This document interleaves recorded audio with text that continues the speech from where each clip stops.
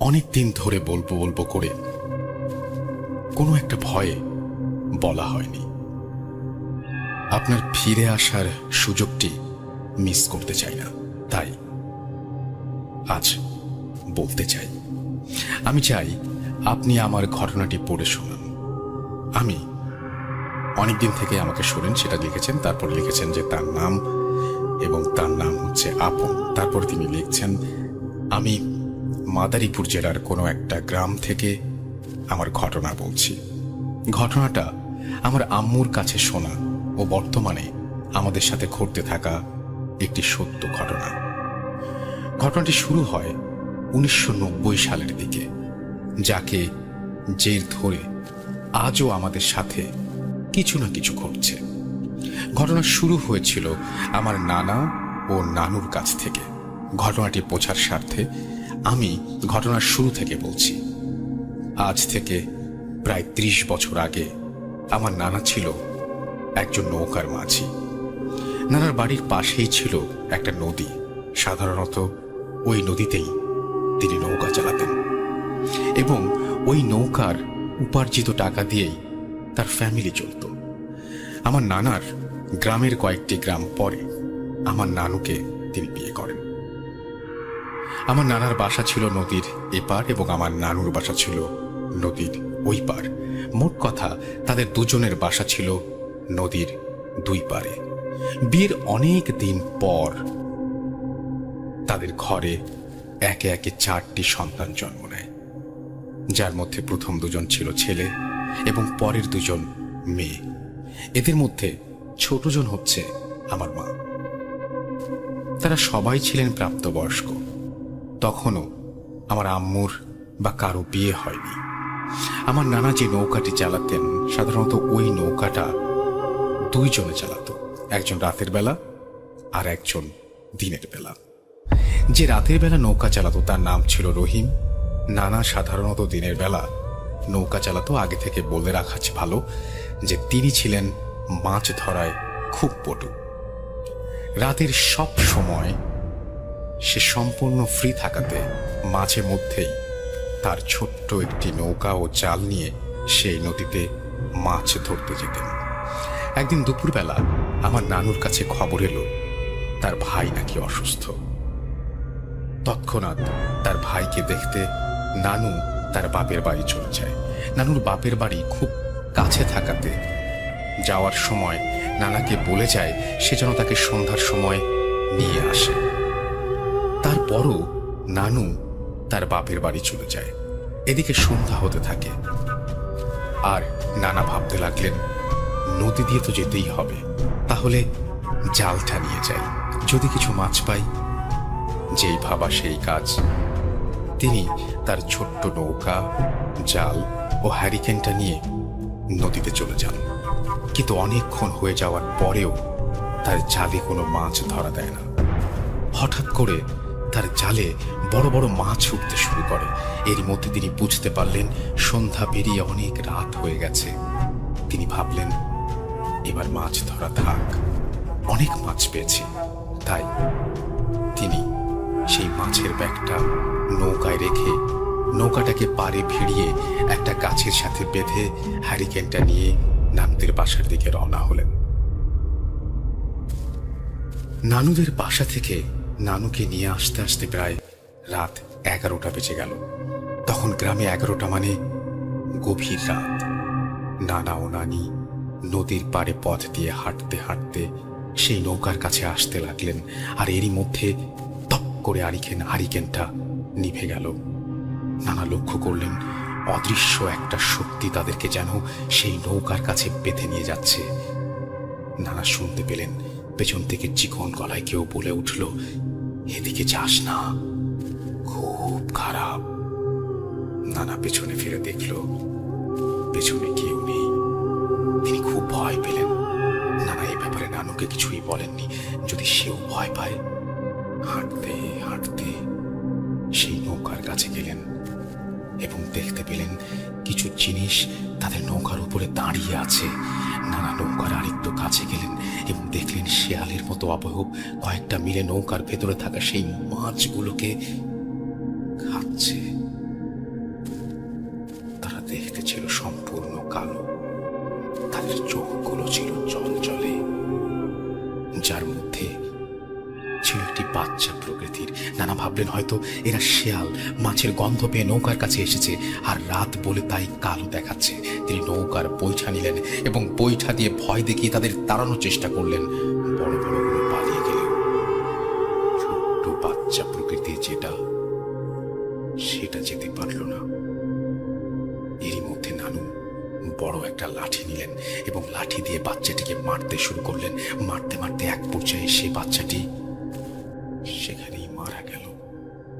এর মধ্যে শুরু হয়ে গেল কালবৈশাখী ঝড়ের মতো প্রচন্ড বাতাস, যেন এই বাতাস দুমড়ে মুচড়ে সারা পৃথিবীটাকে ধ্বংস করে ফেলবে। নানা বুঝতে পারলেন নানুর জীবনের সবচেয়ে বড় ভুলটি তিনি করে ফেলেছেন। তারা দুজনেই দ্রুত নৌকাতে করে নদী পার হতে লাগলেন।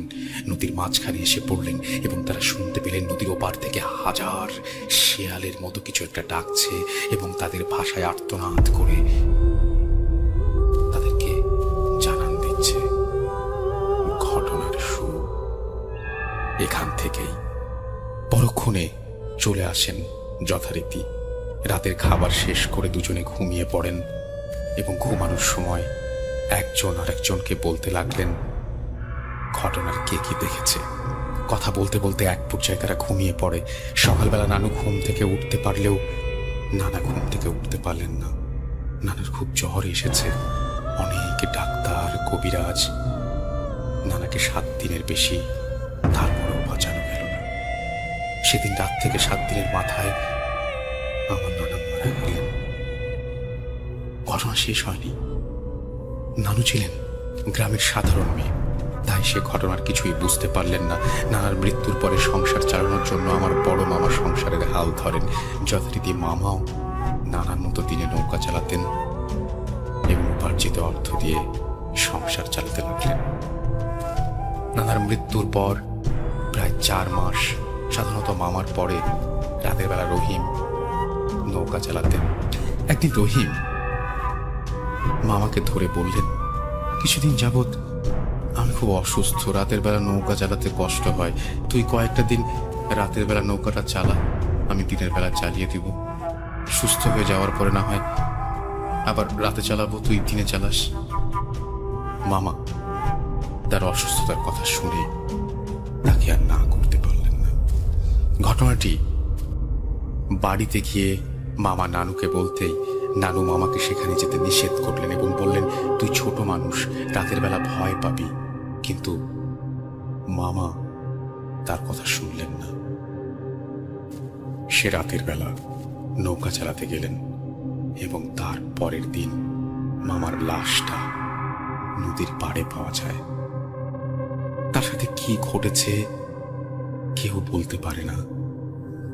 তার সাথে থাকা নৌকাটি কে যেন নদীর পাড়ে অর্ধেকটা ভেঙে রেখেছে এবং বাকি অর্ধেকটা পানির ওপরে ভাসছে। মামার সারা দেহটা রক্তাক্ত, ঘাড় ভেঙে একপাশে ঝুলে আছে। কারা যেন তাদের শরীরের সকল রাগ মামার উপরে চালিয়েছে। মামার নিথর দেহটা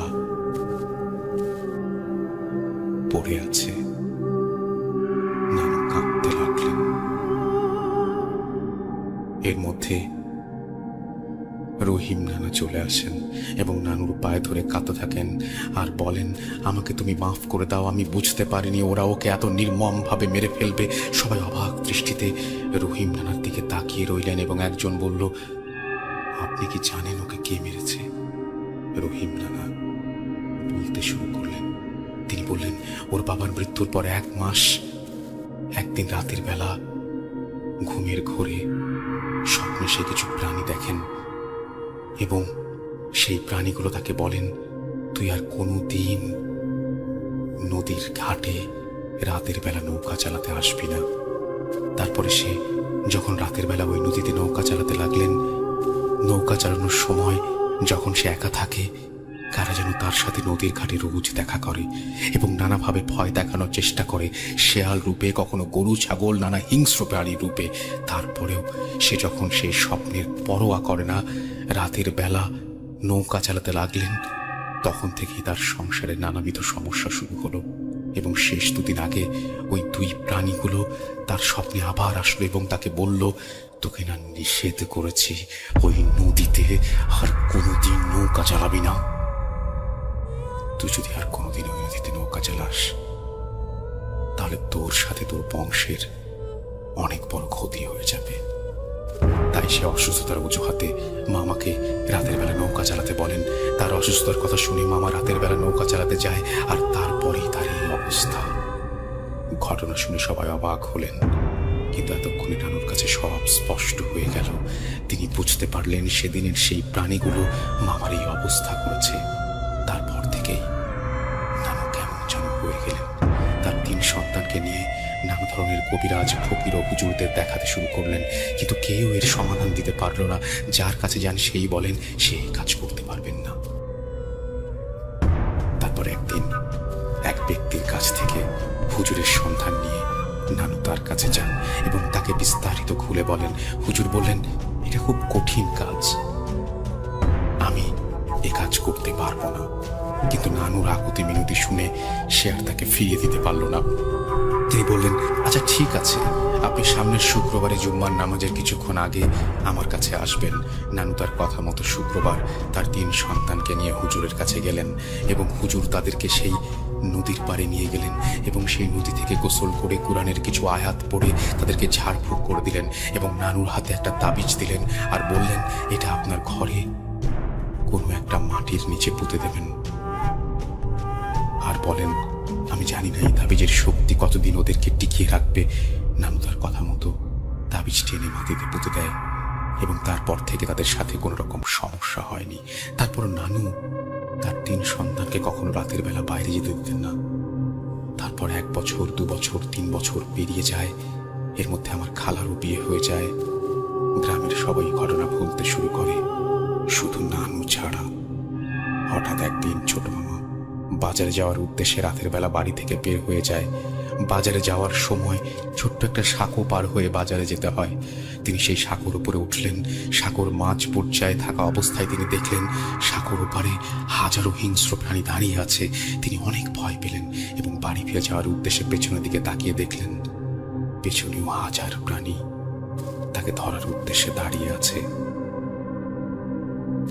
তাকে ধরতে পারলে তারা ছিঁড়ে ফেলবে, তার কলিজা বের করে খাবে। এর মধ্যে সাঁকোর পার থেকে কিছু মানুষ আসলে এবং তাদের শব্দ শুনে সবাই সবকিছু হাওয়ায় মিলিয়ে গেল। মামা বাজারে না গিয়ে দ্রুত বাড়ি ফিরে এলেন এবং নানুর কাছে সব ঘটনা খুলে বললেন। নানু শুনে 9-6 মিলিয়ে দ্রুত মাটির নিচে থাকা তাবিজ খুঁজতে লাগলেন, কিন্তু সেখানে কোনো তাবিজ নেই। এক টুকরো কাগজ ছাড়া। নানু বুঝতে পারলেন এটা ওই প্রাণীদের কাজ।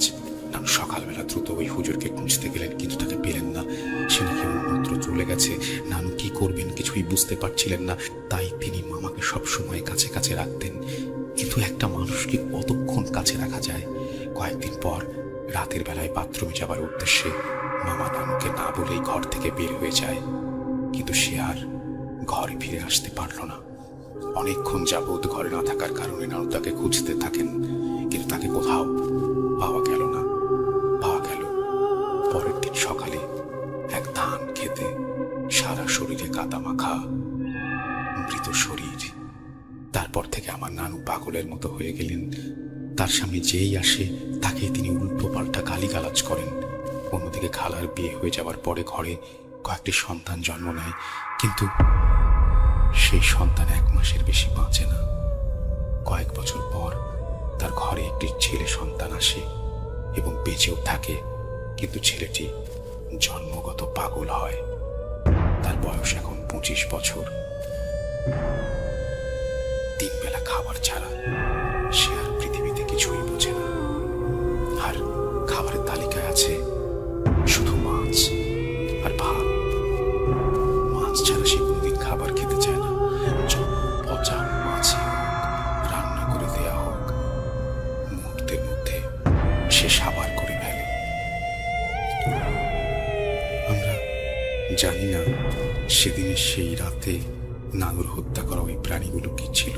যাকে হত্যা করার শাস্তি আমার নানা মামাদের জীবন দিয়ে দিতে হয়েছে, এবং যারা বেঁচে আছে তাদেরকেও নানা সমস্যার সম্মুখীন হতে হচ্ছে।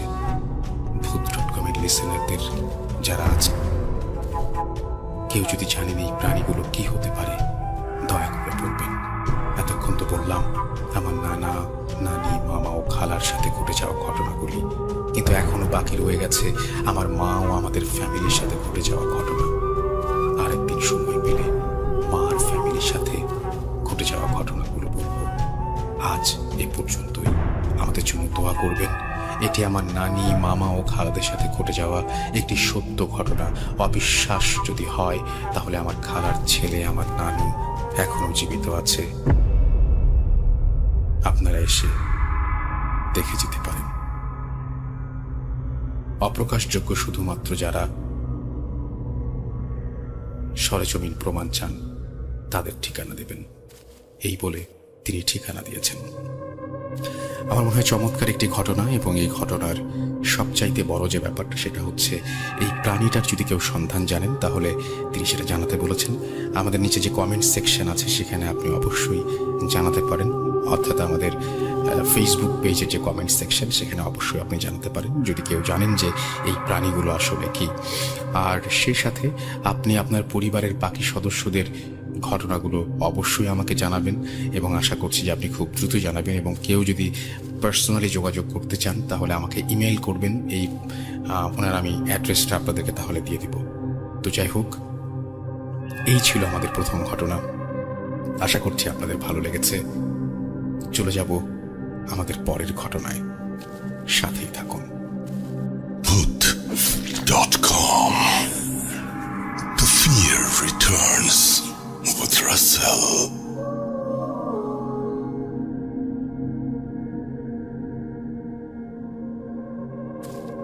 ওয়েলকাম টু ভূত.com। আশা করছি প্রথম ঘটনাটা আপনাদের অনেক ভালো লেগেছে। আমি যাই হোক, এখন যেটা করব সেটা হচ্ছে সরাসরি চলে যাব আরও একটি ঘটনায়, এবং এই মুহূর্তে আমার সঙ্গে আছেন আপনাদের অত্যন্ত পছন্দের একজন মানুষ, যিনি হচ্ছেন আফনান ভাই। তাকে আমি বলেছিলাম এবং তিনি একটা ঘটনা পাঠিয়েও দিয়েছেন। তার সেই ঘটনাটি আমি এখন আপনাদের জন্য প্লে করছি। আশা করছি আপনাদের সবার ভালো লাগবে। চলুন শুনে আসি আফনান ভাইয়ের ঘটনাটি। আসসালামু আলাইকুম লিসেনার্স, আমি আফনান। ভূত.com-এর পক্ষ থেকে সবাইকে জানাচ্ছি শুভেচ্ছা। আপনারা জানেন সারা পৃথিবী একটি অদৃশ্য শক্তির বিরুদ্ধে যুদ্ধরত। বাংলাদেশও এর বাইরে নয়। বাংলাদেশে প্রায় সবাই হোম কোয়ারেন্টাইনে মধ্যে আছেন সবাই।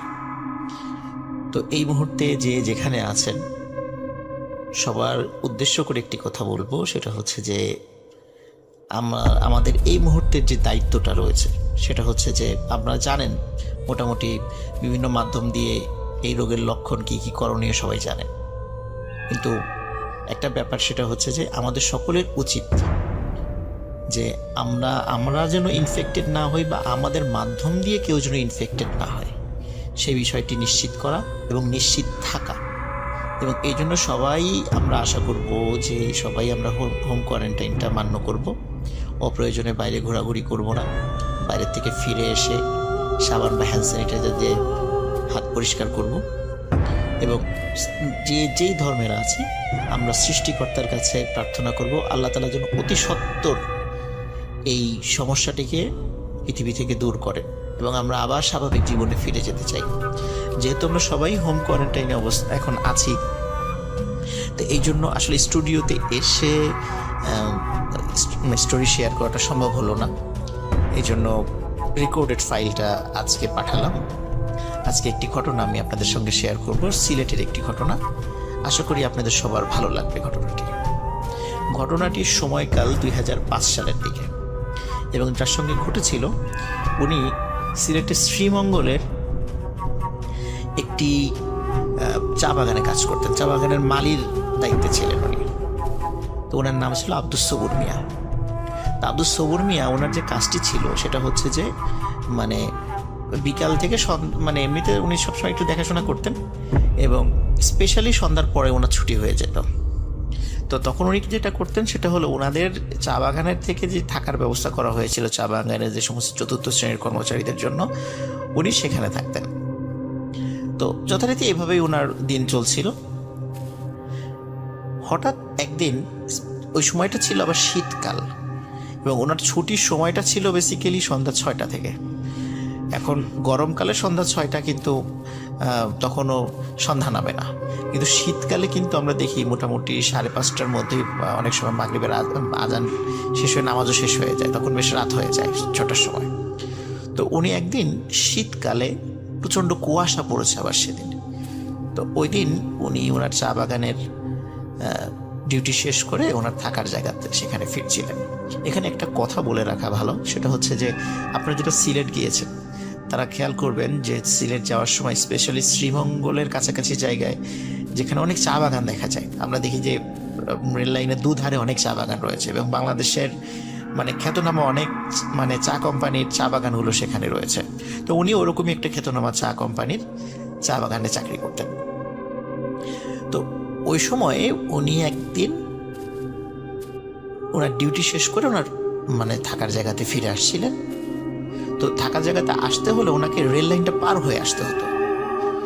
তো রেল লাইনটা পার হয়ে উনি যখন আসছিলেন, হঠাৎ করে উনি দেখেন ওনার হাতে যে টর্চ লাইট ছিল, টর্চ লাইটের আলো যখন রেল লাইনের উপর ফেলেছেন পার হওয়ার জন্য, হঠাৎ করে উনি দেখেন যে একটি ছিন্ন ভিন্ন একটি লাশ রেল লাইনের স্লিপারের উপরে পড়ে আছে, এবং রেল লাইনের মোটামুটি লোহার দুই পাশেও পড়ে রয়েছে।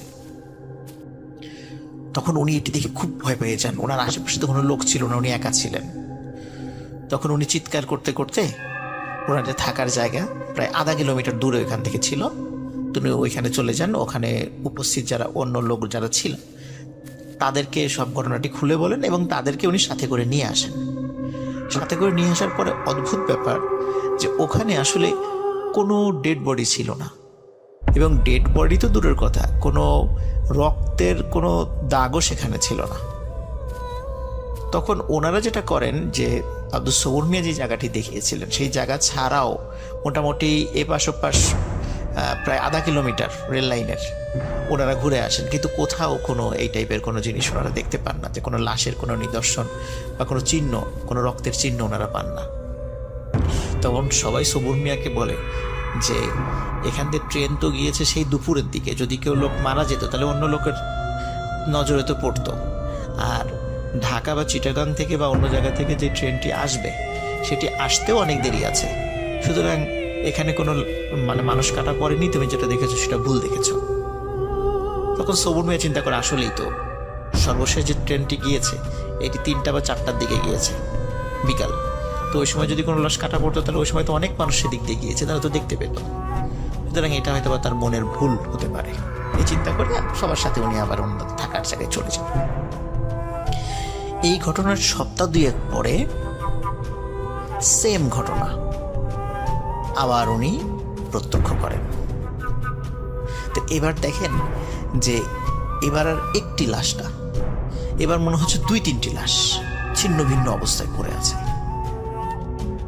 এটি দেখে উনি তখন নিশ্চিত হন আসলেই কি উনি ঠিক দেখছেন, এবং উনি টর্চ মেরে খুব ভালো করে দেখেন যে ওখানে একটা পুরুষের মাথা পড়ে আছে, একটা মহিলার মাথা পড়ে আছে, এবং একটি 15 থেকে 18 বছর বয়সী কোনো একটা বাচ্চা ছেলের মাথাও পড়ে আছে, এবং তাদের দেহের বিভিন্ন ছিন্ন ভিন্ন অংশ সেখানে পড়ে আছে। তো উনি খেয়াল করলেন যে এরা ট্রেনেই কাটা পড়েছে। তখন উনি আবার চিৎকার করতে করতে চলে যান এবং ওনার যে থাকার জায়গা সেখান থেকে লোকজন নিয়ে আসেন, কিন্তু অদ্ভুত ব্যাপার, এবার এসেও ওখানে কাউকে দেখা যায় না। তো এই বারবার যে উনি একটা ভুল জিনিস দেখছেন, এটা দেখার ফলে ওনার যারা কলিগ ছিলেন তারা ওনাকে খুব ভৎসনা করেন যে তুমি এরকম ভুল দেখছো, নিশ্চয়ই তোমার কোনো অসুখ হয়েছে বা তোমার কোনো সমস্যা হয়েছে যার কারণে তুমি এই জিনিসগুলো ভুল দেখছো। তো এরকম তো কেউ মারা যায় নাই, ট্রেনে যদি কাটা পড়তো তো ট্রেনের আসা যাওয়ার সময় তো একই রকম, 3টা-4টার দিকে ট্রেন চলে গেছে, যদি কেউ কাটা পড়তো তাহলে তো এটা নিয়ে অনেক হইচই পড়ে যেত। তো উনি চিন্তা করেন যে আসলেই তো তাই, কারণ আজকে এসেও কিছু পাওয়া গেল না, অথচ আমি কিছুক্ষণ আগেই দেখে গেলাম কি বিভৎস কিছু লাশ। কিন্তু আজকে এসব কিছু পাওয়া গেল না। তখন উনি চিন্তা করেন আসলে ওনার কোনো সমস্যা হয়েছে, বা উনি খুব ভীত হন আর কি। এবং ভীত হয়ে উনি যেটা করেন সেটা হলো উনি পরের দিন চাকরিটা ছেড়ে দেন। উনি চাকরি ছেড়ে দিয়ে উনি সিলেটের আম্বরখানা নামক যে জায়গাটা আছে একদম সিলেট মেইন শহরে, এই আম্বরখানা থেকে একটু সাইডেই কিন্তু হযরত শাহজালাল রহমতুল্লাহ আলাইহির মাজার আছে, এবং ওই সংলগ্ন বিভিন্ন আবাসিক হোটেল এবং রেস্টুরেন্টগুলো আছে ওই মাজার সংলগ্ন। তো উনি ওই একটি রেস্টুরেন্টে উনি হোটেল বয় হিসাবে চাকরি নেন, এবং ওখানে বেশ উনি স্বাভাবিকভাবেই উনি ওনার মানে কাজ করছিলেন। তো ওখানে কাজ করার 2 থেকে 3 মাস পর হঠাৎ উনি একটি প্রবলেম ফেস করা শুরু করেন। সেটা হলো যে উনি যে জায়গাটা থাকতেন সেটা হলো সিলেটের টিলাগড় নামক একটি জায়গা রয়েছে। ওই টিলাগড়ের ওখানে উনি একটি টিন শেড বাসা, ছোট্ট একটি টিন শেড বাসা ভাড়া করে নিয়ে থাকতেন। উনি একা ছিলেন, উনি তখনও বিয়ে করেননি। তো উনি ওই বাসাতে থাকতেন। তো উনি রাতের বেলা একদিন ওয়াশরুমে যাওয়ার প্রয়োজন হয়। তো ওয়াশরুমে যখন উনি যান তখন ওয়াশরুমে গিয়ে উনি প্রচণ্ড জোরে চিৎকার দিয়ে পড়ে যান। এতে করে কি হয়, ওনার ওই বাসার আশেপাশে যে সমস্ত বাসা ছিল সেখানকার লোকজন ওনার এই প্রচণ্ড চিৎকারটা শুনতে পান, এবং তারা ওখানে চলে আসেন, দেখে যে উনি ওয়াশরুমের ওখানে সেন্সলেস হয়ে পড়ে আছেন। তখন তারা যখন তাকে জ্ঞান ফেরানোর চেষ্টা করে এবং উনি জ্ঞান ফেরার পর যখন জিজ্ঞেস করে যে আসলে কি হয়েছিল, তখন উনি বলেন যে উনি যখন রাত্রেবেলা ওয়াশরুমের যেই দরজাটি যখনই খুলেছেন উনি দেখেন ওয়াশরুমের ভিতরে একটি মৃতদেহ পড়ে আছে এবং লাশটি সম্পূর্ণ ছিন্ন ভিন্ন অবস্থায়। এবং ছিন্ন ভিন্ন অবস্থায় যদি হতো সেটাও একটা ব্যাপার ছিল, কারণ উনি এর আগে ছিন্ন ভিন্ন লাশ দেখেছেন। কিন্তু অদ্ভুত ব্যাপার হলো সেই লাশের যে মাথাটি ছিল সেটি আব্দুস সবুর মিয়ার দিকে তাকিয়েছিল, এবং শুধু তাকিয়েছিল তা কিন্তু নয়, সে আমরা যেমন চোখের পলক ফেলি এরকম চোখের পলক ফেলছিল এবং তার দিকে তাকিয়েছিল। এই দৃশ্য দেখেই উনি বেসিক্যালি প্রচণ্ড ভয় পান এবং উনি সেন্সলেস হয়ে পড়ে যান। তখন সবাই তাকে মানে মোটামুটি যতটুকু সুস্থ করার দরকার ওই সময় তাকে সুস্থ করার চেষ্টা করেন। এবং এই ঘটনা সেম ঘটনা আরও কয়েকবার উনি ওই বাড়িতে ফেস করেন। তো এইভাবে চলতে থাকলে মানে উনি একরকমের উন্মাদের মতো হয়ে যান যে না, এভাবে চলতে পারে না, একই বিষয় আমি কেন বারবার দেখছি, এরকম ঘটনা কেন আমার সাথে ঘটছে। উনি এর কোনো সমাধান বা এর কোনো উত্তর খুঁজে পাচ্ছিলেন না। তখন উনি চিন্তা করেন যে না, আমি সব কাজ ছেড়ে দিয়ে আমি আমার বাড়িতে চলে যাব। ওনার বাড়ি ছিল আবার হবিগঞ্জে একটি গ্রামে ছিল। তো উনি হবিগঞ্জে ওনার বাড়িতে চলে যান। বাড়িতে চলে যাওয়ার পরে ওইখানে উনি কাজের সাথে লিপ্ত হন। এবং ওনারা আবার একান্নবর্তী পরিবার ছিলেন, অনেকগুলো দেখা যাচ্ছে যে শরিক যারা যেটা বলে আর কি, শরিক ঘর পাশাপাশি ছিল এরকম আর কি। তো উনি একটি ঘরে থাকতেন আর কি। তো প্রথম দিকে মাসখানেক উনি বাসায় বেশ স্বাভাবিকভাবে জীবনযাপন করা শুরু করেন, এবং ওনার সাথে যে ধরনের ঘটনাগুলো ঘটেছিল ইতোপূর্বে যে চা বাগানে বা পরবর্তীতে সিলেট শহরে আসার পরে, তো এই ধরনের বিষয়গুলো উনি পরিবারের কাউকে বলেননি।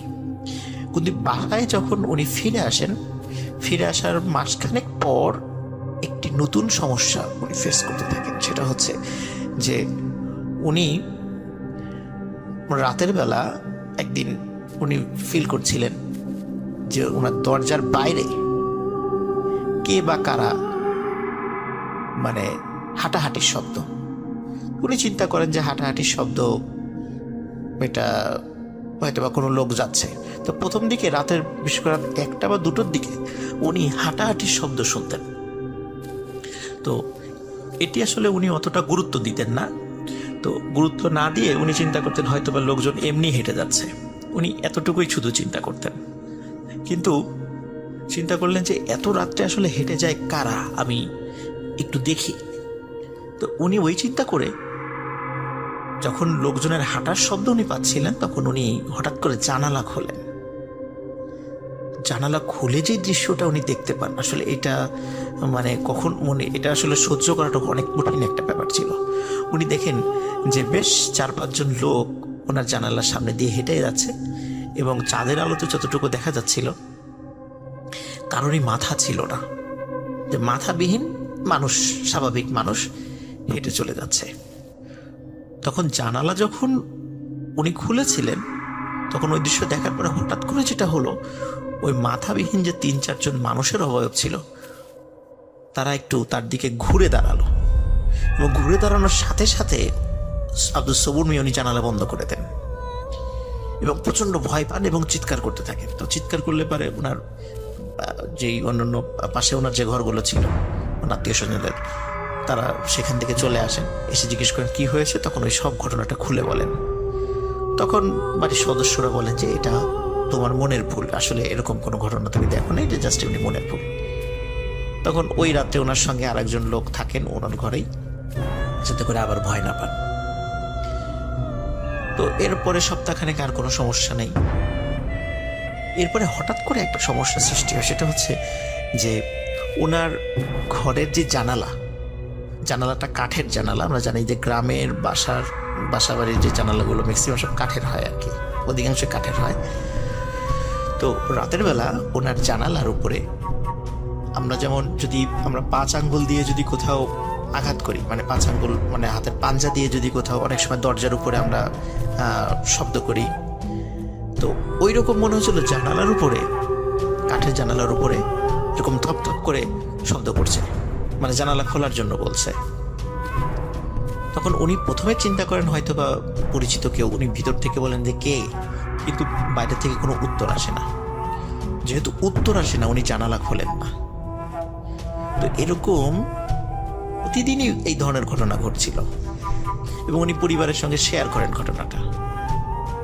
তো অদ্ভুত ব্যাপার হলো, পরিবারের সদস্যরা কিন্তু এই টাইপের জানালার কোনো শব্দ ওনাদের কানে আসতো না, এবং না আসাটাই স্বাভাবিক, যেহেতু প্রত্যেকটা ঘর সামান্য একটু একটু দূরে অবস্থিত, হয়তো বা ছোট শব্দ, আওয়াজটা অত জোরে না, যার কারণে তারাও শুনতেন না।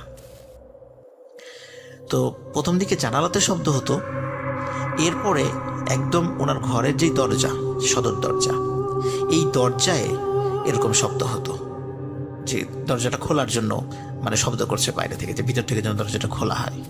তো উনি কিছুতেই খুলতেন না, এবং যখনই এরপরে যখন দরজায় শব্দ হওয়া শুরু হলো, প্রচণ্ড জন্য চিৎকার চেঁচামেচি করতেন। যখনই লোকজন চলে আসতো, বাইরে থেকে লোকজনের আওয়াজ শুনতো, তখনই দরজা খুলে দিতেন এবং বাইরে কোনো লোকজন দেখা যেত না। মানে দেখা যেত না বলতে যে যারা শব্দ করেছে একটু আগে বাইরে, বা কে বা কারা শব্দ করেছে, এরকম কাউকে কেউ দেখতেন না। তো এই ধরনের ঘটনা যখন ঘটছিল, তখন ওনার পরিবারের সদস্যরা তাকে বেশ কিছু জায়গায় নিয়ে যান, তাকে যারা প্যারানর্মাল ট্রিটমেন্ট করেন তাদের কাছে নিয়ে যান। তখন তাদের কাছে নিয়ে যাওয়ার পরে তারা বলে যে তাকে খুব দুষ্টু কিছু জিন আসর করেছে, যার কারণে তাকে এইভাবে ভয় দেখাচ্ছে। তখন ওই সমস্ত লোকজনও তাকে এই বিষয় থেকে যাতে যেন উনি সুস্থ হয়ে ওঠেন চেষ্টা করেন, কিন্তু আসলে চেষ্টায় কোনো লাভ হয় না, বরং আস্তে আস্তে ক্ষতি হতে থাকে। উনি শরীর খুব দুর্বল হয়ে যেতে থাকে, উনি রোগাক্রান্ত হয়ে যেতে থাকেন, আস্তে আস্তে খুব শুকিয়ে যেতে থাকেন। এর ভিতরে আর একটা সমস্যা দেখা দেয়, সেটা হচ্ছে যে উনি মানে যে বিছানায় ঘুমাতেন, এখন উনি মানে বিছানায় শোয়ার সাথে সাথে উনি ফিল করতেন ঠিক মধ্যরাত্রে যখন ওই জানালায় যখন শব্দ করে বা দরজায় শব্দ করে, তখন উনি যে বিছানায় শুয়ে থাকতে, সেই বিছানাটাও না ভাইব্রেট করে ওঠে, মানে কেঁপে ওঠে। এই নতুন সমস্যার সৃষ্টি হয়, সেটা হচ্ছে যে ওনার বিছানাটাও কেঁপে ওঠা শুরু করে। তখন উনি আবার চিৎকার চেঁচামেচি করতে থাকেন, বাইরের থেকে লোক আসে। তো তখন যেটা হয়, উনি আর মানে এত ভয় পেয়ে যান, উনি ঘরের মধ্যে সেন্সলেস হয়ে পড়ে যান, উনি আর দরজা খুলতে পারেননি। বাইরে থেকে দরজা ভেঙে ভিতরে আসে লোকজন, তখন তাকে আবার একটু মানে সেন্স ফিরে আনার চেষ্টা করে। এবং উনি তখন দেখলেন যে না, অনেক চেষ্টা করেও যখন উনি কোনো লাভ হচ্ছে না, সুস্থ হচ্ছেন না, তখন উনি চিন্তা করেন যে আমি কারো কাছে আর যাবো না, আমি নামাজ পড়ে আল্লাহ তাআলার দরবারে কান্নাকাটি করবো, আল্লাহর কাছে যাবো সুস্থ হওয়ার জন্য। এই জন্য উনি যেটা করতেন, 5 ওয়াক্ত নামাজ তো পড়তেনই, তাহাজ্জুদের নামাজও উনি রেগুলার পড়তেন। এবং রেগুলার নামাজের সময়, স্পেশালি তাহাজ্জুদের নামাজের সময় আল্লাহ তাআলার দরবারে খুব কান্নাকাটি করতেন যে আল্লাহ আমার এই সমস্যাকে দূর করে দাও, আমার এই অসুবিধাটাকে দূর করে দাও। তো এরকম মাসখানেক উনি যখন আল্লাহ তাআলার দরবারে করলেন, এই মাসখানেকের মধ্যে কোনো ঘটনা ঘটেনি। একদিন উনি রাতের বেলা স্বপ্ন দেখছিলেন ঘুমের মধ্যে। তো স্বপ্নে দেখছিলেন একটি সাদা ঘোড়া এবং একটি কালো ঘোড়া, দুটো ঘোড়া দেখছেন উনি। এবং সাদা ঘোড়াটা মানে কালো ঘোড়াকে অ্যাটাক করে বসে, মানে আক্রমণ করে বসে, এবং কালো ঘোড়াটা খুব শক্তিশালী। সে বারবার সাদা ঘোড়াটাকে ধরাশায়ী করে ফেলছে প্রায়। কিন্তু শেষ দিকে যুদ্ধ করতে করতে দুটি ঘোড়া যখন যুদ্ধ করছিল, একটি সময় সাদা ঘোড়া কালো ঘোড়ার উপর চড়াও হয়ে বসে এবং কালো ঘোড়াটিকে আহত করে সেখান থেকে তাড়িয়ে দেয়। তো এই স্বপ্নটা দেখার পর ওনার ঘুম ভেঙে যায়, এবং ঘুম ভেঙে যাওয়ার পর এই স্বপ্নটা উনি ভালো একজন আলেমের সাথে শেয়ার করেন, এবং সেই আলেম বলেন যে আল্লাহ তাআলা নিশ্চয়ই তোমার সমস্যাটাকে দূর করে দিয়েছেন। এবং সত্যি রাসেল ভাই, যে এই স্বপ্নটা দেখার পর স্টিল নাও আজ পর্যন্ত ওনার কিন্তু আর কোনো সমস্যা হয়নি এই টাইপের, এবং উনি সম্পূর্ণরূপে সুস্থ। কিন্তু কোন জায়গা থেকে কোন ঘটনার প্রেক্ষাপটে ওই দুষ্টু জিন ওনাকে অ্যাটাক করেছিল এটি জানা যায় না, তবে আল্লাহ তাআলা ওনাকে সুস্থ করে দিয়েছেন। এখনও উনি যেটা করেন সেটা হলো ওই সিলেটের আম্বরখানাটা একটি রেস্টুরেন্টে উনি ম্যানেজার হিসেবে দায়িত্ব পালন করেন, এখনও উনি আছেন। এই ঘটনাটি আমার সিলেটের বন্ধু শাহ রেজাউল হাসান রোহান, ও আবার সম্প্রতি নিউ ইয়র্কে চলে গিয়েছে। তো নিউ ইয়র্ক থেকে আমাকে এই ঘটনাটি ও শেয়ার করেছে, যেহেতু ওর বাড়ি সিলেটে। এই ঘটনাটি আসলে ওই কালেক্ট করে আমাকে দিয়েছিল। তো ধন্যবাদ সবাইকে, ধন্যবাদ রাসেল ভাইকে এই একটা কঠিন সময়েও আমাদেরকে ভূত.com এর মাধ্যমে লোমহর্ষক কিছু গল্প উপহার দেওয়ার জন্য। সেই সাথে লিসেনারদেরকেও জানাচ্ছি আমার অন্তঃস্থল থেকে শুভেচ্ছা, এবং সকলের জন্য সুস্থ থাকেন সেই কামনা করছি। আমিও যেন সুস্থ থাকি, সবাই দোয়া করবেন। আজকে এই পর্যন্তই। পরবর্তীতে কোনো একটি পর্বে আরেকটি গল্প নিয়ে ইনশাল্লাহ আপনাদের সামনে হাজির হব। আসসালামু আলাইকুম। চলে যাচ্ছি আমাদের পরবর্তী ঘটনায়। আশা করছি এই ঘটনাটি আপনাদের ভালো লাগবে। সিঙ্গাপুর থেকে পাঠিয়েছেন আমাদের একজন ভাই।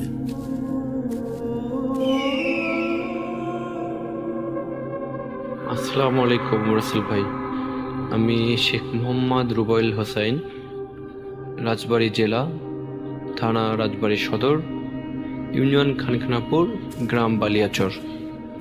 তো আমি সিঙ্গাপুর থাকার কারণে আমার এই ঘটনাটি আমি স্টুডিওতে এসে শেয়ার করতে পারলাম না, তাই ভয়েস SMS করে পাঠিয়ে দিলাম। যদি আমার ঘটনাটি ভালো লাগে শেয়ার করবেন। আর এই ঘটনাটি একটি বাস্তব ঘটনা। আর আমি জিজ্ঞাসা করবো না আপনি কেমন আছেন, কারণ আমি জানি আপনি সবসময় ভালোর দলেই থাকেন। আর আমি 2010 সাল থেকে ভূত প্রেমের সাথে ছিলাম, আমি নিয়মিত শ্রোতা ছিলাম। তো যখন আপনি ভূত প্রেমটা বন্ধ করে দিলেন আমার খুব খারাপ লেগেছিল। তো যাই হোক, আল্লাহর অশেষ রহমতে আপনি আবার ভূত.com চালু করেছেন, আমরা খুব আনন্দিত। এভাবেই আমাদের জন্য ভূত.com চালিয়ে যাবেন এই দোয়া করি।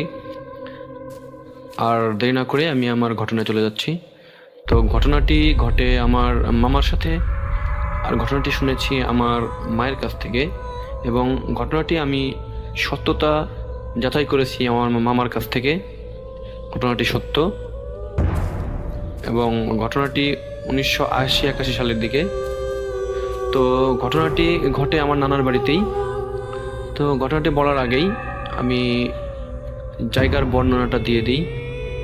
ঘটনাটি হচ্ছে আমার নানা বাড়ির সাথেই। আমার নানারা 5 ভাই ছিল, যার কারণে বিশাল বাড়ি ছিল। সেই বাড়ির সাথেই, অর্থাৎ বাড়ির পূর্ব দিকেই ছিল বিশাল একটা দিঘি নানাদের, আর দিঘির পরেই ছিল বিল, এবং সেই পুকুরের দক্ষিণ পাশে ছিল বিশাল ফাঁকা মাঠ, আর পশ্চিম পাশে ছিল গ্রাম। তো যাই হোক, সেই ঘটনাটি সেই পুকুর পাড়েই, আর পুকুরের চারপাশে ছিল বিশাল বড় বড় গাছ ছিল, আর বাঁশের ঝোপ ছিল। তো আমি ঘটনায় চলে যাচ্ছি। তো আমার সেই মামার নাম ছিল রশিদ। সে রশিদ মামা তখন আর্মিতে চাকরি করত। তো মামা 2 মাসের ছুটিতে, গ্রীষ্মের ছুটিতে বাড়িতে আসে। তো বাড়িতে এসে উনি দেখে প্রচণ্ড গরম থাকার কারণে উনি রাত্রে ঘরের বাইরে চলে যায়। রাত তখন 12টা কি 12:30 হবে এরকম।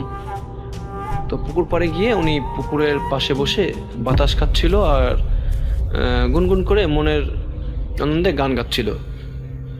তো এরকম কিছুক্ষণ পরে উনি পিছন থেকে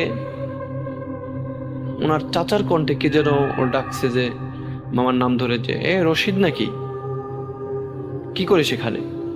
তো মামা তো শুনে বুঝতে পারছে যে আমার চাচার কণ্ঠ। তো যে হ্যাঁ চাচা আমি। তো বলতেছে যে কি করি সেখানে? সেই তো গরম পড়ছে তো এই জন্য এখানে বসে আছি। তো আমার নানা বলতেছে আমিও তো গরম পড়ার কারণে এই বাইরে আসলাম, তো চল দুজনে হেঁটে আসি। তো কোথায় যাবেন? তো বলতেছে যে সেই মাঠের মধ্যে দিয়ে চল হেঁটে আসি। ও আর বলতে ভুলে গেছিলাম যে এই ঘটনাটি হচ্ছে 1980 কি 81 সালের দিকে। তো আমাদের সেই দুজন সে কথা মতোই মামা আর নানা দুজন সেই মাঠের দিকে হাঁটতে শুরু করলো। তো বলে রাখি যে সেই মাঠকে কেন্দ্র করে অনেক ঘটনা ঘটছে। অনেকেই দেখছে যে মাথা ছাড়া কোনো প্রাণী ঘুরে বেড়াচ্ছে, অনেকে দেখছে কোনো প্রাণী দুটো চোখ বুকের উপরে ঘোরাফেরা করতেছে। তো অনেকেই ভয় পাইছে আর কি। তো মামা অনেক সাহসী ছিল, তো আর্মির চাকরি করতো, যার কারণে উনি ভয় পায় নাই। তো বলতেছে মনে করছে আমার চাচার সাথে যাই হাঁটতে হাঁটতে। তো দুজন হাঁটা শুরু করলো। একটা বিষয় লক্ষণীয়, মামা কিছুক্ষণ হাঁটার পরেই ওনার থেকে একটা দূরত্বে চলে গেল, এই 5-7 হাত দূরে চলে গেল। তো ওই একটা জিনিস মামা লক্ষ্য করলো যে তার চাচা তার সাথে কথা বলছে না। মামা যতই প্রশ্ন করে কোনো উত্তরই দেয় না।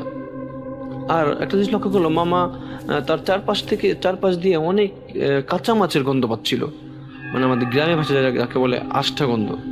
উনি অনেক সেই আষ্টা গন্ধ পাচ্ছিল। এবার মামা এত প্রশ্ন করে উত্তর দেয় না আমার চাচা। তো উনি সেই দূরত্বটা দূর করার জন্য উনি একটু দ্রুত হাঁটে, দেখা যায় দূরত্বটা কমে না, সেই একই রকম থাকে। তো এরকম প্রায় 10-12 মিনিট হাঁটার পরে ওই গ্রামের প্রায় শেষ প্রান্তে চলে গেছে। আকাশে হালকা হালকা মেঘ ছিল। তো কিছুক্ষণ পরে মেঘটা সরে চাঁদটা ওঠার পরে তো মামা হালকা হালকা চাঁদের আলোতে দেখে যে সেই জিনিসটা শূন্যের উপরে হাঁটতেছে। মামা তো এটা দেখে খুব ভয় পেয়েছে। মামা খুব সাহসী ছিল, যেহেতু আর্মি চাকরি করতো। তারপরে উনি ভয় পেয়েছে যে জিনিসটা তো আমার চাচা না, এটা তো অন্য খারাপ কোনো জিনিস, যে তোমার ক্ষতি করার জন্য এখানে নিয়ে আসছে। তো যখনই মা মনে মনে চিন্তা করলো যে এখন তো আর কোনো উপায় নাই, উনি মনে মনে চিন্তা করছে যে আমি পিছনের দিকে ঘুরেই বাড়ির দিকে দৌড় দেব। উনি যখনই পিছনের দিকে ঘুরছে, জিনিসটা সে খপ করে ওনার হাতটা ধরে গেছে। ধরার পরে মামা বলতেছে যে আমার হাতটা যখন ধরছে, আমার মনে হচ্ছে কি আমার হাতের মধ্যে কেউ খেজুর গাছের বড় বড় কাঁটা ঢুকাই দিছে, অথবা অন্য বড় বড় কোনো গাছের কাঁটা ঢুকাই দিছে। আর আমার মনে হচ্ছে কি কেউ ঘি যদি হাতে পায়ে মেখে কেউ ধরে, শরীরে হাত দিলে, অথবা পাম অয়েল ধরে কেউ যদি ধরে, সেই রকম পিচ্ছিল। আর এত দুর্গন্ধ লাগতেছে, কাঁচা মাছের গন্ধ আমি সহ্য করতে পারতেছি না। তো সেই মুহূর্তে মামা বলতেছে এখন আমি কি করব? তো আমি ছোটার জন্য চেষ্টা করতেছি, যে জিনিসটা আমাকে মাটির সাথে চিপে ধরার সময় আমি এবার লক্ষ্য করে দেখি যে জিনিসটার আমার চাচা না, সেটা চেহারা পরিবর্তন হয়ে গেছে। সেটার কোনো মাথা নাই, শুধু বুকের দুই পাশে বড় বড় চোখ, লাল চোখ আমার দিকে তাকিয়ে আছে, মনে হচ্ছে যে আমাকে এখনই মেরে ফেলবে। আর এত দুর্গন্ধ, পচা মাছের গন্ধ। তো আমি যতই চেষ্টা করতেছি, ধস্তে শুরু করছি ছোটার জন্য, জিনিসটা আমাকে তত চেপে ধরতেছে। এবার আমি ধস্তাধস্তির এক সময় আমি একবার ছুটে যাই, আর আমি মুখ দিয়ে অনেক দোয়া পড়ার চেষ্টা করছি, কিন্তু আমি দোয়াটা মুখ দিয়ে বের হইতেছে না, চিৎকার করতে পারতেছি না। আমি ছুটছি, কিন্তু জিনিসটা আবার আমাকে ধরার পরে তো আমি দেখি কি, এইবার ভালো করে পায়ের দিকে তাকাই।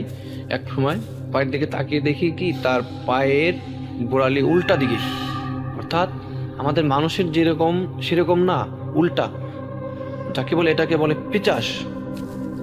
তো আমি মামা এক সময় করে কি, তার মনের অজান্তেই মুখ দিয়ে দোয়া পড়তে থাকে, অনেক রকমের দোয়া পড়তে সে জিনিসটা মামাকে একসময় ছেড়ে দেয়। ছেড়ে দেওয়ার পরে মামা আর কোনো কিছু চিন্তা না করে বাড়ির দিকে সোজা দৌড় দেয়।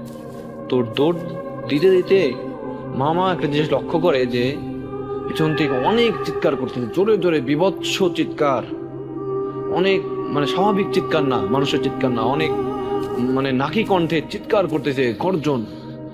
আর চারপাশ দিয়ে অনেক মাছের গন্ধ, পচা মাছের দুর্গন্ধ, কাঁচা মাছের দুর্গন্ধ মামার নাকে ভেসে আসছে।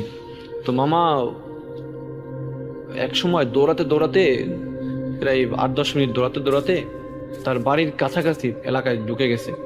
তো সেখানে থেকে আর মামা পিছনের দিকে তাকিয়ে দেখে কি সেই জিনিস টান নাই, এবং দূরে থেকে মনে হচ্ছে একটা অববের মতো বলতেছে, চিৎকার করে বলতেছে, আজকে তুই বেঁচে গেলি, তুই তোর মায়ের বুকের দুধ খাইছিলি, সেই দুধটা অনেক শক্তিশালী ছিল, যার কারণে আজকে বেঁচে গেলি, এরপর যদি তোকে কোনোদিন ধরতে পারি, তোকে আর আস্ত রাখবো না।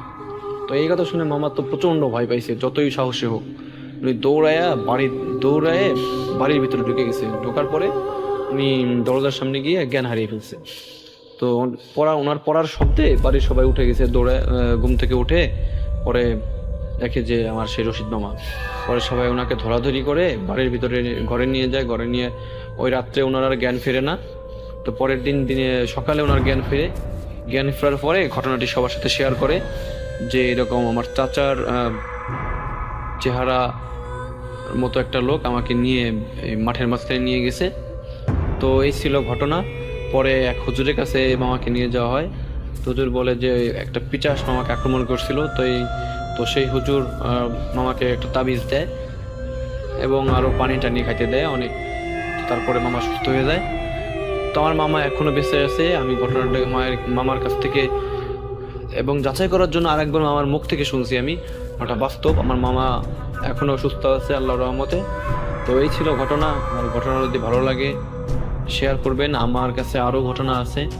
তো সেই বিলকে কেন্দ্র করে আমি সময় পেলে আবারও আপনাকে ভয়েস ইমেইলে পাঠাবো। আর আমি সবার কাছে অনুরোধ করব যে আমাদের দেশের জন্য সবাই দোয়া করবেন, দেশের মানুষের জন্য সবাই দোয়া করবেন। আল্লাহ যেন আমাদেরকে এই করোনা ভাইরাস থেকে হেফাজত করে। আর সবাই বেশি বেশি তওবা করবেন। আর ভূত.com দীর্ঘজীবী হোক। ধন্যবাদ রাসেল ভাই। আসসালামু আলাইকুম।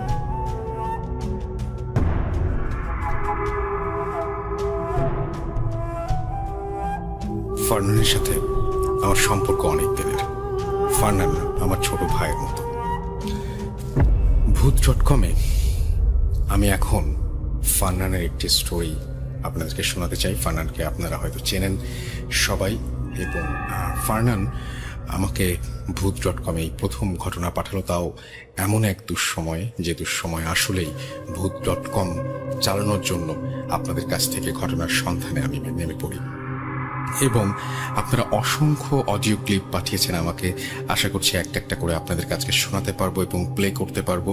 এখন যে ঘটনাটি প্লে করব সেটি ফারনানের স্টোরি। এবং তার আগে আরও একবার মনে করে দিই, আমাদের ইমেল অ্যাড্রেস হচ্ছে russell.bhooth.com@gmail.com, which is russell.bhooth.com@gmail.com।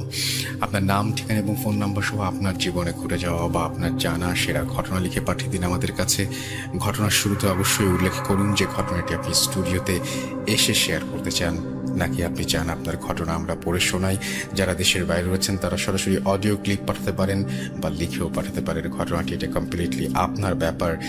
আর আমাদের একটা ফেসবুক পেজ রয়েছে www.facebook.com/russell.স্বাধীন। এছাড়াও আমাদের আরও একটা গ্রুপ রয়েছে russellbooth.com, সেখানেও আপনি এসে আপনাদের কথা জানতে পারেন। আমি চলে যাব এখন ফারনানের ঘটনায়। চলুন শুনে আসি। হ্যালো এভরিওয়ান, আমি ফারনান চৌধুরী পুরান ঢাকা থেকে বলছি। রাসেল ভাইকে অনেক থ্যাংক ইউ আমার কথা মনে করার জন্য।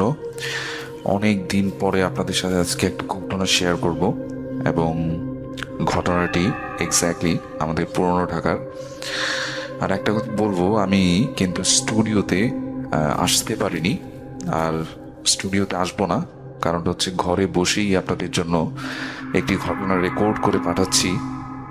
আমিও ঘরে আছি এবং আমি আশা করবো আপনারা সবাই বাসার থেকে কোথাও বের হবেন না। আমরা যেহেতু বাসায় থাকলে এই করোনা ভাইরাসটাকে প্রতিরোধ করতে পারবো, সেই জন্য আমাদের সবারই উচিত বাসায় থাকা এবং বাসায় থেকে আপনি আপনার যে কাজগুলো আপনি করতে পারেন না যখন বিজি থাকেন, সে কাজগুলো করতে পারেন। যাই হোক, আজকে আপনাদের সাথে যে ঘটনাটা শেয়ার করব সেটি আমাদের মূলত পুরনো ঢাকার একটা ঘটনা।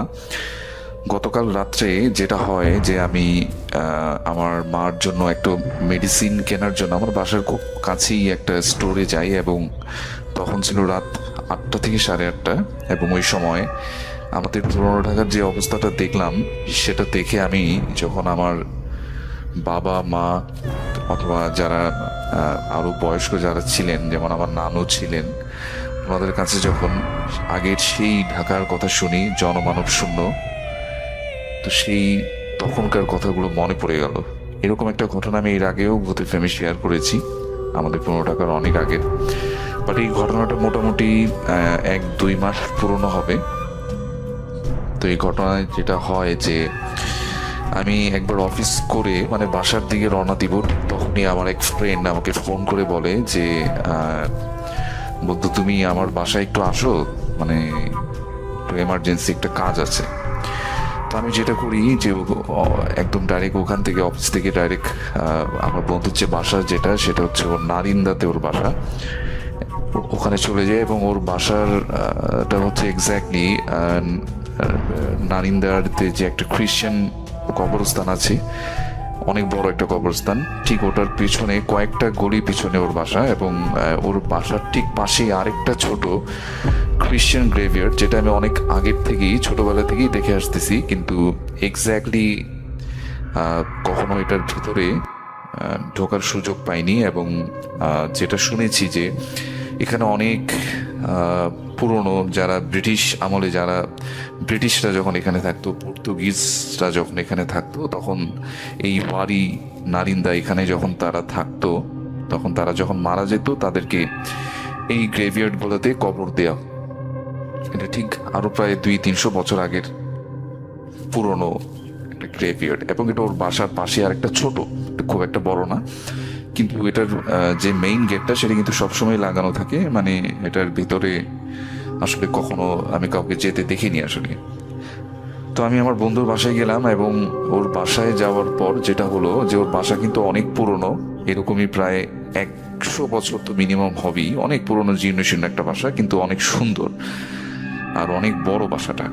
এবং ওর বাসার যখন আপনি সিঁড়ি দিয়ে উপরের দিকে উঠবেন তখন ঠিক ওই ছোট ছোট যে পুরোনো দিনের যে উইন্ডোগুলা, সেখান থেকে আপনি সেই কবরস্থানটাকে দেখতে পারবেন। এরকম খুব সুন্দর একটা বাসা। বাসায় যাওয়ার পর আমাকে যেটা বলে এক্স্যাক্টলি ওর বাসায় ওর মানে বড় অপুর একটা বিবাহ অনুষ্ঠান সামনে থাকার কারণে ও আমাকে ওর বাসায় ডাকে, মানে প্ল্যানিং এর জন্য যে কি করব, কিভাবে করা যায়, এ ধরনের ইনভাইটেশন সবকিছু মিলিয়ে। তো আমাকে যেটা বলে যে বন্ধু চলো আমরা ছাদে যেয়ে বসে কথা বলি। তো ছাদে যখন গেলাম, তো ছাদের বর্ণনাটা একটু দিব। ছাদটা অনেক বড় আসলে, মানে অনেকটা ট্রায়াঙ্গেল শেপের ওদের বাসাটা এবং মোটামুটি ভালোই বড়, দুদিকে গাছ আর একদিকে হচ্ছে কবরস্থান, ওই সাইডটাতে কোনো বাসা নেই। তো ওই কবরস্থানটা মানে যে খ্রিশ্চান যে গ্রেভিয়ার্ডটা, ওইটা ছাদে গেলে খুব ভালো মতো এটা দেখা যায় ভিতরের ইয়াগুলো, কিন্তু যেহেতু অন্ধকার ছিল এবং তখন ছিল রাত 9টা হবে মিনিমাম, এরকম 9টা 9:30, তো খুব একটা দেখা যাচ্ছিল না। তো আমরা যে সাইডটাতে বসলাম ছাদের, ঠিক ওখান থেকে ডাইরেক্ট গ্রেভিয়ার্ডটা দেখা যায় এবং ওই জায়গাটা একদম নিরিবিলি বলা যায়। এবং ওদের ছাদের একটা জায়গায় যেটা ছিল যে আমরা যেমন অনেক সময় পাবলিক টয়লেট দেখি না, যে ছোটখাটো পাবলিক টয়লেটের মতো, মানে অনেক সময় মানুষ যেটা রাস্তায় আমরা দেখি, তো ওদের ছাদের একটা সাইডে এরকম 2টা মানে টয়লেট করার মতো মানে একটা জায়গা ছিল, যেটা আর কি অনেক পুরনো, অনেক আগের বানানো, মানে ওখানে এখন কোনো কিছু নেই, মানে জায়গাটা জাস্ট অ্যাপার্টমেন্টের মতো পড়া, অনেক গাছ টাছ হয়ে গেছে, একদম পুরনো একদম একটা জায়গা। অথবা আগে কোনো বাথরুম ছিল যেটার আর কি আপনার ছাদটা ভেঙে গেছে, এখন জাস্ট এটা খোলা একটা পড়ে আছে, এরকম 2টা এরকম। তো তা আমি ওকে জিজ্ঞেস করলাম যে এই জায়গাটা এরকম এখনো কেন রেখেছি, যেটাকে জাস্ট ভালো মতোই করে দিলেই তো হয়ে যায়, এটাকে ভেঙে দিলেই তো হয়ে যায়। তো বললো যে একেবারে যখন এটাকে পুরো বাসাটা চেঞ্জ করা হবে, ডেভেলপারকে দেওয়া হবে, তখন এমনি এগুলো ভেঙে দেওয়া হবে, এই জন্য আর কিছু ও বলেনি। আর ওদের বাসার আরেকটা স্পেশালিটি, ওদের বাসার ঠিক পিছনে যে চিলেকোঠার উপরে 2টা বড় বড় গম্বুজ, এবং অনেকেই বাসাটাকে মন্দিরালা বাসা নামেও চিনে। তো যারা ওখানকার লোকাল তারা হয়তো এটাকে চিনে থাকবেন। তো এটা একটা স্পেশালিটি যেটা দূর থেকে দেখা যায়, এবং কোনো এক সময় কোনো এক হিন্দু জমিদারদের বাসা হয়তো বা এটা ছিল। এবং ওদের বাসায় আরেকটা জিনিস যেটা আমি দেখেছি যে বিভিন্ন হিন্দু যারা আছেন তারা ওনাদের বাসায় গেলে দেখা যায় যে ওই প্রতিমা রাখার জন্য ছোট ছোট খোপের মতো অনেক জায়গা থাকে। তো এরকম ওদের বাসায় অনেক দেখেছি আমি, ওদের প্রত্যেকটা রুমে এরকম প্রতিমা রাখার জন্য বিভিন্ন ছোট ছোট খোপের মতো রয়েছে। তো তখন বুঝলাম যে বাসাটা হয়তো বা হিন্দু কোনো জমিদার আমলের বাসা, অনেক পুরনো, এবং ওরা এটা একটা ডেভেলপারকে দিয়ে দিবে খুব রিসেন্টলি। তো যাই হোক, মেইন ঘটনায় আসি। তো আমরা বসে কথা বলতেছিলাম জাস্ট এই কীভাবে প্ল্যান করা যায়, কি করা যায় এসব। আর এই কথা বলার সাথে সাথে ওই কবরস্থানটার দিকে বারবার চোখ যাচ্ছিল, যদিও কবরস্থানটাতে কিছু দেখতে পাইনি। একটা পর্যায়ে আমার ফ্রেন্ড আমাকে বললো যে তুই একটু বস, আমি একটু আমার ফোনটা নিয়ে আসি, আমি ফোনটা আনতে ভুলে গেছি, এরকম কিছু একটা। ও জাস্ট আমাকে ওখানে একা রেখে জাস্ট ওর ফোনটা আনতে গেল, এবং ফোনটা আনতে গিয়ে প্রায় 10 মিনিট কি 15 মিনিটের মতো হয়ে গেল। আমি চিন্তা করলাম যে কি ব্যাপারে ফোন আনতে গিয়ে এতক্ষণ এত লেট। আর জায়গাটা যথেষ্ট স্পোকি ছিল, এবং আমার কেন জানি ছাদটাতে যাওয়ার সাথে সাথে কিছু স্মেল আমি পাই, যেটা হচ্ছে ভেজা মাটির গন্ধ যেরকম না, ঠিক এরকম স্মেল আমি পেতে থাকি। এবং আমি আগেও শুনেছি অনেকের কাছ থেকে যে এরকম ভেজা মাটির গন্ধ, তারপরে মাংসের গন্ধ, পচা মাংসের গন্ধ, এগুলো আসলে খুব একটা ভালো সিমটম না। আসলে আশেপাশে যদি কোনো অশরীর কিছু থাকে তখন এই ধরনের স্মেলগুলা পাওয়া যায়। এগুলো আমি আমার বাবার কাছ থেকেও শুনেছি, এবং আমাদের বাসা যেটা পুরোনো থাকে সেখানেও আমি আগে যখন পুরোনো বাসা ছিল তখন ছাদে গেলে এরকম স্মেল পেতাম। তো আমি যেটা করলাম যে আমি বসে আছি, আমি ওকে কয়েকটা ফোন করার চেষ্টা করলাম। তো আমি দেখলাম যে ওর ফোনটাতে ফোন হচ্ছে না। আমি চিন্তা করলাম আচ্ছা যাই হোক, আমি ছাদটা ক্রস করে মানে নিচের দিকে ওদের রুমেই যাই, কারণ হয়তো বা কোনো কাজে বিজি হয়ে পড়ছে। তো আমি যখন ছাদের যেখানে জায়গাটায় বসেছিলাম ঠিক কবরস্থানের উল্টা পাশে, ওই ছাদের যে সাইডটাতে, ওখান থেকে হেঁটে ওই যে টয়লেটের মতো যে বললাম কিছু ভাঙা টয়লেটের মতো, ওইখান থেকে ক্রস করব, ঠিক ওখানে আমি দেখি যে আমার ফ্রেন্ড ওখানে দাঁড়ানো, এবং কিছু একটা ও করতেছে ওই টয়লেটের ওখানে যেও কিছু একটা করতেছে। আই থিঙ্ক আমি নিজেও অবাক হয়ে গেলাম যে ও এটা কি করতেছে আসলে, মানে ইজ দ্যাট পসিবল? মানে আমি ওরা বললাম যে তুই এগুলো মানে এখানে এখানে কেন করতেছিস, টয়লেটে যা, মানে ওইখানে দাঁড়ায় কিছু একটা করতেছে এরকম কিছু একটা। তা আমি নিজেও থেকে ভয় পেয়ে গেছি যে এটা কি করতেছে ওর নিজের বাসায়, এটা একটা অ্যাবান্ডেন্ড টয়লেট, তাই না এরকম। তো আমি ওকে জাস্ট পিছন দিক দিয়ে একটা জাস্ট ধাক্কা দিছি, যে চেহারাটা তখন দেখা যাচ্ছিল না, অন্ধকার ছিল, ছাদে কোনো লাইটও ছিল না। জাস্ট ওকে জাস্ট আমি একটা টাচের মতো করছি। জাস্ট টাচ করার সাথে সাথে আমার কাছে মনে হচ্ছে যে আমি একটা ঠান্ডা কিছু একটা, ফ্রিজ থেকে যখন মাংস বের করলে দেখবেন যে খুব ঠান্ডা থাকে, ঠিক ওরকম কোনো কিছু মাংসের তলার দিকে আমি টাচ করলাম, এরকম কিছু একটা। তো সাথে সাথে আমার মানে একটু ভয় লেগে গেল যে এটা আমি কি টাচ করলাম আসলে। আমি জাস্ট তখন সাথে সাথে ওর সাথে কোনো কথা না বলে মানে জাস্ট ওই জিনিসটাকে ভালো মতো, মানে ওটা কি আমার ফ্রেন্ডই ছিল না কি ছিল আমি আসলে জানি না। জাস্ট আমার কাছে মনে হচ্ছিল যে আমার ফ্রেন্ডেরই পিছনের দিকটা জাস্ট মানে ওর শোল্ডার দিকে, শোল্ডারটা আমি টাচ করেছি। এবং ও কাপড় মানে টি শার্ট পরা ছিল, যে টি শার্টটা পরেও আমার সামনে বসা ছিল ঠিক সেই টি শার্টটা। আমি তখনই শিওর ছিলাম যে ও আমার ফ্রেন্ডই। তা আমি ওকে টাচ করার সাথে সাথে বুঝলাম যে এটা আসলে মেবি অন্য কিছু হবে, এবং সাথে সাথে ওখান থেকে দৌড়ে যেটা করি যে ওই জায়গাটা লিভ করার চেষ্টা করি এবং নিচের দিকে চলে আসি। এবং নিচে এসে সাথে সাথে আমার ফার্স্টে যে ইয়াটা পড়ে যে আন্টি যে আছেন, আন্টির সাথে দেখা হয়। আন্টিকে বলি যে আন্টি আমার ও কোথায়, আমার ফ্রেন্ডের নামটা আমি বলছি না। তখন উনি আমাকে বলেন যে ও তো টয়লেটে। তখন আমি বললাম যে টয়লেটে কোথায়, টয়লেটে? তো দেখলাম যে হ্যাঁ আসলেই যে ওদের যে করিডোরের পাশে যে ওদের যে পার্সোনাল যে টয়লেট, সেই টয়লেট থেকেও বের হলো। এবং ও টয়লেট থেকে বের হতে সাথে আমি ওরে বললাম যে তুই মানে এত তাড়াতাড়ি উপর থেকে আসলি কিভাবে, তার উপরে তুই মানে কি করতেছিলি? তখন ওরা বললো যে আমি তো উপরে তো যাইনি, আমি তো জাস্ট আমার ফোনটা নিতে নিচে আসছিলাম, আসার পর একটু টয়লেটে গেলাম, এই জন্য লেট হয়ে গেল। তো আমি তখন ওকে আমি খুব মানে অবাক হয়ে গেলাম যে এটা আসলে এরকম আসলে কি হলো, এটা আসলে এটা কি ছিল আসলে। তখন ওকে আমি সব ঘটনা বললাম এবং ওকে নিয়ে ছাদে গেলাম, দেখলাম যে না ওই জায়গাটা ওরকম স্পুকি, জাস্ট কিছু ঝোপঝাপ ঝোপের মতো এখানে ছোট ছোট গাছের মতো হয়ে আছে, জাস্ট জায়গাটা অ্যাবান্ডন ওরকমই পড়ে আছে। এবং ও আমাকে বললো যে আসলে কি দেখলি এরকম, আমি আসলে বলতে পারবো না কি, তবে আমার মা আন্টি যেটা বললেন যে অনেক পুরনো বাসা তো এই সাইড, মানে এইখানে যেটা হয় যে এশার পর পর আসলে এশার নামাজের এশার আজান হয়ে যাওয়ার পর তারা ছাদে খুব একটা উঠে না, কারণ তারা আগে থেকেই জানতো, তারা যখন ছোট ছিল এই বাসাতেই তারা ছোট থেকে বড় হয়েছে, তারা তাদের যে পূর্বপুরুষ যারা ছিলেন তারা বলতেন যে এশার নামাজের পরে কখনো ছাদে উঠবা না, জিনিসটা ভালো না। তবে এখনকার আমরা মডার্ন যুগে এই জিনিসগুলো বিশ্বাস করি না, তারপরেও আন্টি আমাকে বললেন যে হয়তোবা তুমি কিছু একটা দেখেছো, আর এখানে যে পাশে যে অ্যাবান্ডন যে কবরস্থান এটাও খুব ভালো না, এখানে অনেক ব্রিটিশদের কবর, অনেক যারা ব্রিটিশ ছিলেন, পর্তুগিজ ছিলেন, অনেকে 200 বছর আগে 150 বছর আগে মারা গিয়েছেন, ওদের কবর আছে। তো জায়গাটা স্পুকি, জায়গাটা ভালো না আসলে, মানে আমরা নিজেরাও বিল্ডিংটাকে ভেঙে নতুন একটা বিল্ডিং করব ডেভেলপারকে দিয়ে। তো জিনিসটা আসলে স্পুকি ছিল। এবং আমার লাইফে যে ভৌতিক এক্সপিরিয়েন্সগুলো হয়েছে এর মধ্যে this is one of the new and one of the best, এবং এটা আমি সব থেকে কাছ থেকে দেখেছি।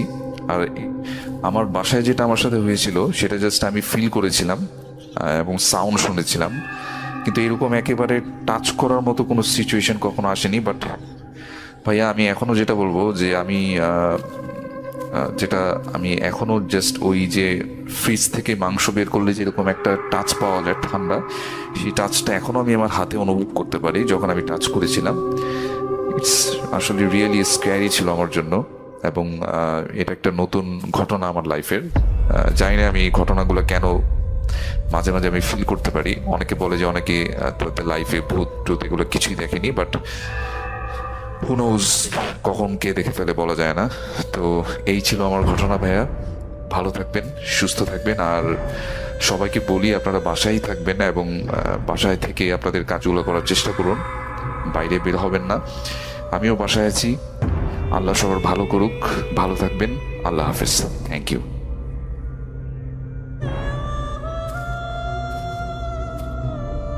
আরও একবার আপনাদের সবাইকে স্বাগত জানাচ্ছি, আমি রাসেল, শুনছেন ভূত.com। এবং আজকের এই এপিসোডটা খুবই অদ্ভুত একটা এপিসোড, আপনাদের শুরুতেই বলেছি, আরও একবার তারপরেও জানিয়ে দিই। আর সেটি হচ্ছে আজকের এই এপিসোডটি মূলত আমি বাসায় বসে করছি এবং আমার যে ছোট্ট সেট আপ সেটা থেকে করছি, এবং আমাদের যা ভুল ত্রুটি হচ্ছে সেটা আপনারা আশা করব মাফ করে দিবেন। আমাদের এই করোনা পরিস্থিতির কারণে এই লকডাউনের সময়টা আমরা বলেছিলাম যে ঘরে বসে থেকে আপনারা আপনাদের যে ঘটনাগুলো রয়েছে সেই ঘটনাগুলো রেকর্ড করে আমাদের কাছে পাঠিয়ে দিন, কারণ স্টুডিওতে এখন কাউকে ডাকতে পারছি না। আমরা চমৎকারভাবে আপনাদের কাছ থেকে সাড়া পেয়েছি এবং আশা করছি ভবিষ্যতেও পাবো। এবং এই আপনাদের যে এই মানে আমাদের সাথে যে সহযোগিতা, এইটা আশা করছি যে অব্যাহত থাকবে। তো যাই হোক, আমি আশা করব যে এখন যেটা আমি করতে চাই সেটা হচ্ছে যে সেটা হচ্ছে এই মুহূর্তে আরও একটা ঘটনা প্লে করতে চাই, এবং এই ঘটনাটিও আমাদের একজন অতিথি পাঠিয়েছেন এবং তার সেই ঘটনাটি আমি প্লে করব আপনাদের জন্য। ঘটনাটি এসছে বাহরাইন থেকে। আশা করছি যে এই ঘটনাটি আপনার ভালো লাগবে। এবং আমি বলেছিলাম যে ভূত.com-এর যারা লিসেনার তারা যদি ভয় পান তাহলে অকারণে করোনাকে ভয় পাবেন না, আতঙ্কিত হবেন না, কারণ আতঙ্কিত হলে মানুষ ভুল বেশি করে। আপনি আতঙ্কিত না হয়ে যেটা করতে পারেন সেটা হচ্ছে এমন কোনো মানে ভয় পাওয়ার উপায় খুঁজে নিন যেখানে ভয় পেলে তার সাথে আনন্দ আছে, যেমন ভূত.com। সো আপনি ঘরে যেহেতু বসে আছেন, ঘর থেকে আপনি আমাদের জন্য প্রচুর প্রচুর প্রচুর পরিমাণে ঘটনা পাঠিয়ে দিন এবং রেকর্ড করে পাঠান। আমাদের ইমেল অ্যাড্রেস হচ্ছে rasel.bhoot.com@gmail.com। বাহরাইনের ঘটনায় চলে যাব, সাথেই থাকুন। আসসালামু আলাইকুম রাসেল ভাই, আশা করি ভালো আছেন, কারণ আপনি সব সময় ভালোর দলে। আমি মোহাম্মদ ওসমান মীর, কুমিল্লার নাঙ্গলকোট আমার বাড়ি। আমি মধ্যপ্রাচ্যের বাহরাইনে থাকি। রাসেল ভাই, আমি ভূতে প্রেমের নিয়মিত শ্রোতা। এখন পর্যন্ত একটা এপিসোডও আমি বাদ দিই নাই। এই প্রথম আমি কোনো ঘটনা পাঠাচ্ছি যেটা আমার নিজেরই এক্সপিরিয়েন্স, নিজের সাথে ঘটে যাওয়া। তো আমি কথা না বাড়িয়ে আমি সরাসরি ঘটনায় চলে যাই। তার আগে আমি জায়গাটার যে বর্ণনা সেটা আগে দিয়ে নেই। এটা আমাদের এলাকারই একটা জায়গা। আমাদের যে মাঠের এক কোণে জায়গাটা অবস্থিত, সেটা উঁচু একটা কবরস্থান। ওখানে খুবই পুরনো একটা বটগাছ আছে। এটা নিয়ে এর আগেও অনেকের সাথে অনেক কিছু ঘটছে এই বটগাছের কাহিনী। সো আমি এগুলা পরে সময় পাইলে আমি ধীরে ধীরে বলবো। তো বটগাছের নিচে একটা পুকুর আছে, ওইটাও কেউ ইউজ করে না। ওই জায়গাটাই মূলত কেউ ইউজ করে না। ওটা দিনের বেলায়ও খুবই 100, কেউ ওই দিকে যায় না আর কি। তো একটা পরিবার, তারা আমাদের গ্রামেরই একটা পরিবার, তাদের ওখানে জায়গা আছে বটগাছের নিচে। তারা ভাবতেছে যে ওখানে বাড়ি করবে আর কি। সো তারা ধীরে ধীরে বাড়ির নির্মাণ কাজ শুরু করতেছে। এভাবে তারা দিনে কাজ করে, অন্যান্য বাইরে কাজ করে। ও রাত্রে তারা নিজেরাই তাদের নিজেদের বাড়িটা নির্মাণ করতেছে আর কি ধীরে ধীরে। তো রাত্রে তারা ওখানে যায়।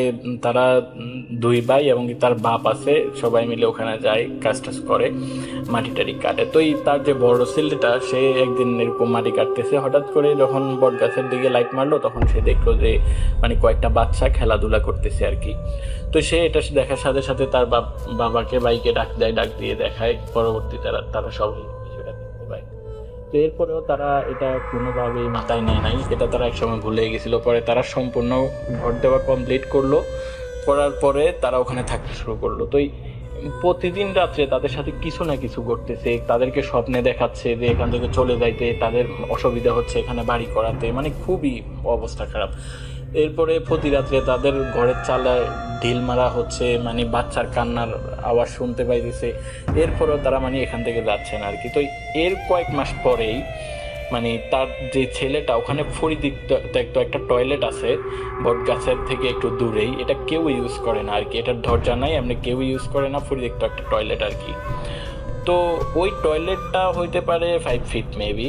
তো ওই যে লোকটা, সে হইতে পারে 5.5 এরকম হইতে পারে আর কি। তো সে ওখানে বসা অবস্থায় ঝুলে আছে, সে তার ডেড বডিটা ওখানে ঝুলে আছে বসা অবস্থায়, সুসাইড করছে আর কি, যেটা একদমই ইম্পসিবল। ওখানে এভাবে সুসাইড করতে গেলে একটা মানুষ 1 ফুট উপরে তো থাকতে হয় সে তো বসা অবস্থায়, সে কিভাবে ঝুলে থাকে একদম বসা অবস্থায় আর কি সে। তো যখন এই খবরটা পুঠা বললো, আমরা সবাই গেলাম, অত্র এলাকার আশেপাশের মানুষ সবাই আসলো, দেখলো এটা। এরপরে তাকে পোস্টমর্টমের জন্য নিয়ে যাওয়া হয়েছে। তো এই মাঠ থেকে একটু দূরেই আমাদের ঈদ মাঠটা, এই যে হন্ডেড প্লেসটা, এটা থেকে অনেকটা একটু দূরেই আমাদের ঈদ মাঠটা আর কি। তো আমরা ওখানে বসে সবসময় আড্ডা দিই, আমরা ফ্রেন্ড সার্কেল মিলে। তো এরপরের দিন সন্ধ্যার সময় আমি এবং আমার ফ্রেন্ড ওখানে বসে আছি। পরবর্তীতে আমরা হঠাৎ করে লক্ষ্য করলাম যে সুসাইড করা ব্যক্তিটাকে নিয়ে আসছে, তার ডেড বডি নিয়ে আসছে ওখানে শুধুমাত্র তার ফ্যামিলির কয়েকজন লোক, কারণ এটা তো সুসাইড করা, সেজন্য আর কি। তো আমরা গেলাম, খুবই কৌতূহলবশত আমরা গেলাম দেখার জন্য যে ডেড বডি কেমন হয় যে করার পরে। তো পরবর্তীতে আমরা গেলাম, যাওয়ার পরে আমরাও গেছি, সামনে পড়ছি, সাথে সাথে যে কভারটাও খুলছে আর কি, ডেড বডির যে কভারটা। খুবই বিবস্ব একটা চেহারা আমরা দেখলাম, দেখে ভয় পেয়ে গেলাম, কারণ এটা আমাদের ফার্স্ট এক্সপিরিয়েন্স ছিল আমি এবং আমার ফ্রেন্ডের। তো আচ্ছা যাক, এরপরে আমরা ভয়ে ওখান থেকে চলে আসার পরে ওই দিন ভালোভাবেই গেল, যদিও এটা মাথার ভিতরে ঘুরতেছে সব সময়, এরপরেও খুব ভালোভাবে গেছে। এরপরের দিন সন্ধ্যার সময় সেম টাইমে আমরা ওখানে বসে আছি, আড্ডা দিতেছি আমি এবং আমার ফ্রেন্ড।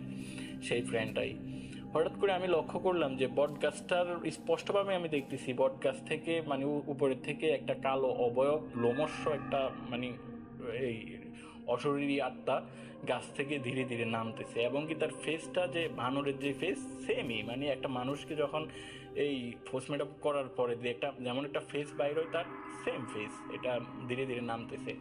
নামার পর আমি ভাবলাম কি আমি হয়তো বা ভুল দেখতেছি, আমি সাথে সাথে আমার ফ্রেন্ডকে ইনফর্ম করলাম। আমার ফ্রেন্ডও খুব ভালোভাবে তাকায় আছে এটার দিকে। তো আমরা দেখতেছি স্পষ্টভাবে এটা নামতেছে, ধীরে ধীরে নামতে নামতে এটা পুকুর পর্যন্ত আইসা, এটা একটা মানুষ নামাজ পড়া অবস্থায় রুকু দিলে যেরকম সেম একটুকুম ভাবে মোর দেন 3 to 4 মিনিটস এভাবে আছে আর কি, রুকু দেওয়ার মতো অবস্থায় অর্ধেক হয়ে আছে আর কি। পরবর্তীতে অনেক 3-4 মিনিট পরে এটা ধীরে ধীরে পুকুরের দিকে নেমে গেছে, আমরা স্পষ্টভাবে দেখতে পাচ্ছি। আমরা এই বিষয়টা দেখে আমরা ভয় পেয়ে গেছি, আমরা পরে বাসায় চলে গেছি। তো বাসায় গিয়ে আমি পড়তে পারতেছি না, পড়ার প্রতি আমার খুবই অবনতি হয়ে গেছি, খুবই খারাপ লাগতেছে, আমার শারীরিকভাবেও খুব ভালো লাগতেছিল না আমার। তো আমি কি করছি, আমি 9টার সময় শুয়ে পড়ছি, খাওয়া দাওয়া করি নাই। তো শুয়ে পড়ছি কিন্তু আমার ঘুম আসতেছে না। আমার বেডরুমে এখানে আমি শুইছি, আমার আম্মুরা ভাবতেছিল আমি টেবিলের উপরে এখনও বসা পড়তেছি, কারণ আমি 10টার পরেই খাওয়া দাওয়া করতাম। তো আমার আম্মুরা পাশের ঘরে গিয়ে খাওয়া দাওয়া করতেছে। তো খাওয়া দাওয়া করতেছে, আমি আওয়াজ পাচ্ছি, তাদের কথার আওয়াজ পাচ্ছি, কিন্তু আমি যে 1 ঘন্টা ধরে শুয়ে আছি আমি ঘুমাই নাই। তো আমার যে পড়ার টেবিলটা, এটা আমার বেডের সাথে অ্যাডজাস্ট করা আর কি। তো আমি যখন শুই তখন আমি স্পষ্টভাবে পড়ার টেবিলের নিচে আমি দেখতে পাই আর কি। তো আমি হঠাৎ করে লক্ষ্য করলাম যে সেম যে অবয়বটা, লোমস্য যেই অবয়বটা, এবং কি মানে মুখটা লম্বা, বানরের মতো লম্বা একটা মুখ, এটা আমার দিকে খুবই খুবই এই তিক্ততা হইলে একটা মানুষ এরকম এইভাবে তাকাই আছে আমার দিকে, চোখগুলা লাল করে আমার দিকে তাকাই আছে, মনে হয় যে আমার উপরে খুবই রাগ, এরকম অবস্থা। পরে আমি